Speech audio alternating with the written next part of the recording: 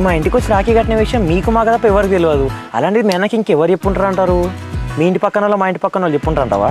కావచ్చు బావా, మన ఇంటి చుట్టూ ఉన్న అందరి కళ్ళు మన మీదనే ఉంటది కదా దొంగ సచ్చిన వాళ్ళు. సరేలేవే, మీ అన్నకి ఎట్లా తెలిసింది, దానికి మనం ఏం చేయలేం. నెక్స్ట్ ఏం చేద్దాం చెప్పు. ఏం చేద్దామంటావేంది? అసలే మా అన్న ఫుల్ ఫైర్ మీద ఉన్నాడు, ఇంకేం చేయలేం. Let's breakup. బ్రేకప్ ఏంది? ఏం మాట్లాడుతున్నావు?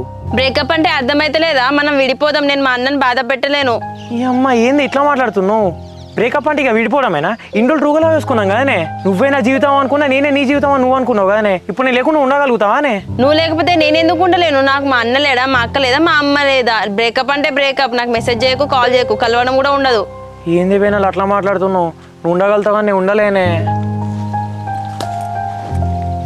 ఏంది చేయబట్టుకుంటాను? నువ్వు నా పక్కన కూర్చోవడం ఎక్కువ అంటే నా చేయబట్టుకుంటావు. 100కి డైల్ చేయాలా?